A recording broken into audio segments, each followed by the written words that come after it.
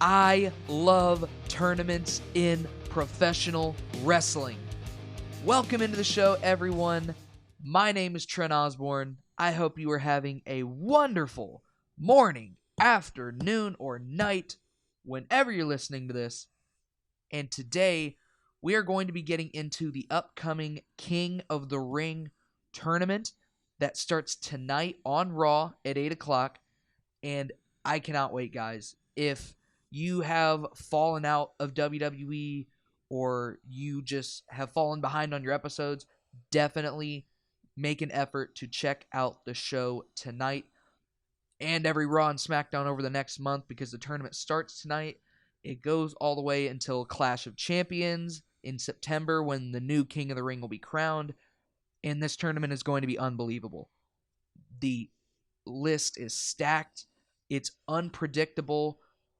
I think out of the 16 guys that are added into the tournament, I think there's only 4 that I think don't really have a shot at winning. There's 12 guys that I could see winning this tournament. This is the most unpredictable King of the Ring I've seen in a very long time. It goes without saying that winning this tournament will catapult one of these guys to superstardom. Even if the last few editions of the tournament haven't exactly gone smoothly, guys like Stone Cold Steve Austin, Bret the Hitman Hart, Kurt Angle, Edge, Brock Lesnar, Booker T, the list goes on and on and on of future or current Hall of Famers who have won this tournament. Now we're going to go match by match with my predictions, and I'm also going to, since somebody who is a frequent listener of the show recommended it, I'm going to give my top 3 matches of the tournament, the matches I'm looking forward to the most because they have the most potential to just be utterly amazing. So to start off, round 1, this is on the Raw side. 8 members of the tournament are on Raw, the other 8 are on Smackdown, and the winner of each side of the bracket will meet at Clash of Champions to crown the new King of the Ring. Match 1 is Cesaro versus Samoa Joe. This match should be unbelievable. Cesaro doesn't have bad matches. I don't know if he has that ability in him to do it. And Samoa Joe is quite literally, in my opinion, one of the best wrestlers of all time. There's no reason why this match should not blow the roof off of Monday Night Raw. And I think I'm going to go with Cesaro. And I'll get more into what I'm about to say once we get to the SmackDown side for more specific reasons. But I've redone my entire predictions over the last 24 hours because of one realization that someone made to me. And that's just how these things go. That's how unpredictable this tournament is that one minor change of thought makes me change up my entire predictions. And the reason why I mentioned that is I had Samoa Joe going to the finals of the Monday Night Raw side of the bracket, or the overall semifinals. And this one thing that changed has changed my pick on almost every match, including this one. I'm going with Cesaro now. I think Cesaro is going to go on. There's no reason why this match should not be ridiculously good. And even with that, it's not in my top 3 most anticipated matches. That's how good this tournament is. Going on to a match that is in my top 3, I've got it slotted at number 2, is Ricochet versus Drew McIntyre.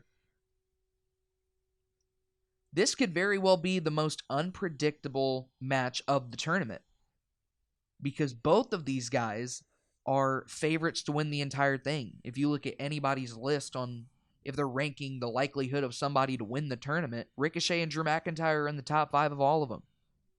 You could easily see Drew McIntyre filling into the role of that kingly gimmick that guys will sometimes take on if they win the King of the Ring tournament. And Ricochet is on fire right now, one of the most popular wrestlers in the entire world, one of the best wrestlers in the entire world at that.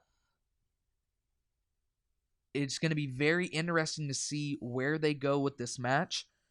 And originally, I had Drew McIntyre taking this one. But things have changed. And I'm going to go with Ricochet.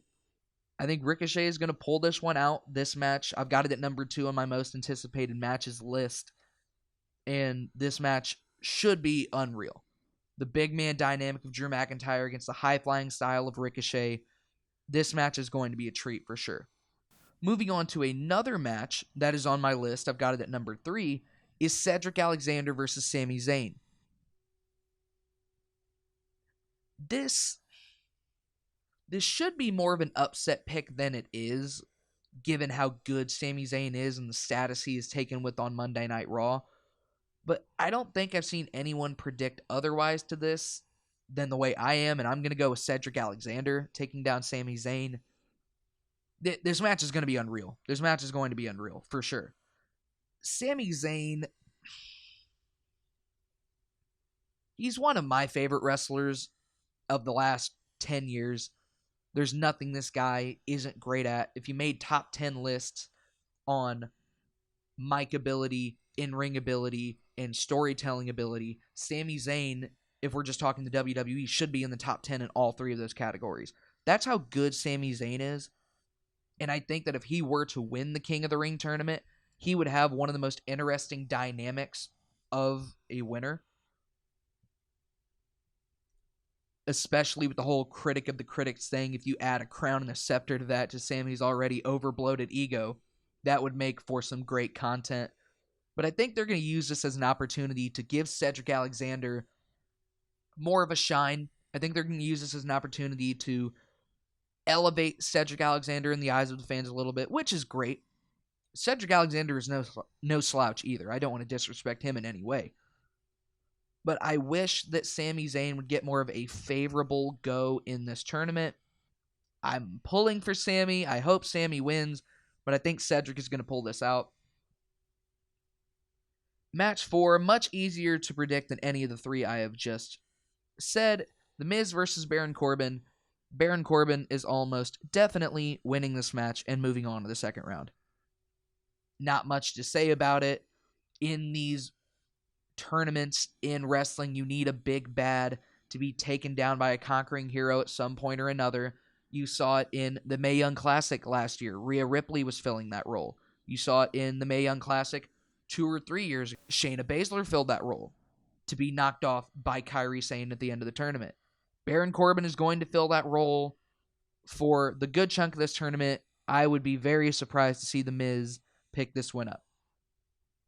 So that is it for the first round of Monday Night Raw. Now we're moving over to round 1 over on the Smackdown side. The first match is Kevin Owens versus Elias. And I'm going with an upset here. I think Elias is going to win this match. Kevin Owens on SmackDown this past Tuesday said he went at length talking about how much the King of the Ring meant to him and how badly he wants to win this tournament. He might as well have jinxed himself right there. There's this whole thing going on between him and Shane McMahon. We know Elias and Shane McMahon are boys. I'm sure somehow, some way, Shane McMahon is going to get involved and cause this huge upset in the first round. I think Elias is definitely taking this match. Excuse me while I take a drink of water, which is going to ruin a lot of people's brackets because a lot of people are very high on Kevin Owens, as they should be. He's great. Now we get on to my most anticipated match of the first round, and this seems to be almost a consensus pick. I polled some of my friends and some random people in wrestling groups that I'm in on what their most anticipated match of the first round was, and over 70% agreed with me that it's Ali versus Buddy Murphy. Ali and Buddy have faced twice since Buddy Murphy was moved up to 205 Live and in turn the main roster. Both matches have been unbelievable. Some of the highest rated main roster matches of the last few years coming from these two.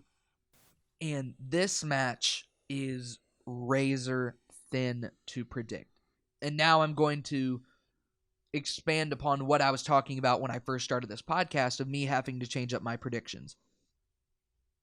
So when the brackets were first announced, and I looked at the bracket and who I thought was going to win, I had Ali winning this entire tournament. because it's almost common knowledge. Ali has talked about it. Kofi Kingston has talked about it. If Ali doesn't have that concussion leading into this past Elimination Chamber in February, this run that we've seen Kofi Kingston be on with the WWE Championship would have went to Ali. And things happen. I couldn't be happier for Kofi, but I do feel for Ali. It's obvious with that knowledge that they are very high on Ali, and they want to see him do great things in the WWE. And my thought process was, okay, this is the time. They're going to use the King of the Ring to catapult him up to that next level, and Ali is going to be in line sooner than later for a WWE title match. But then someone helped me come to the realization that Ali has been teasing an Intercontinental title match with Shinsuke Nakamura, the current Intercontinental Champion. And they've already announced that at Clash of Champions, all WWE Championships will be on the line at this event. So Shinsuke's got to face somebody. So I'm going with Buddy Murphy. I think Buddy Murphy's going to pull this off, so Ali has time to go do that with Shinsuke Nakamura. This match will be amazing. People are really starting to come around and realize how great Buddy Murphy is. And him and Ali have a great chemistry with each other. And it's really going to be shown off in this match. I think Buddy Murphy pulls it out. The last two matches of SmackDown are pretty either predictable or inconsequential. The first one, Chad Gable versus Shelton Benjamin.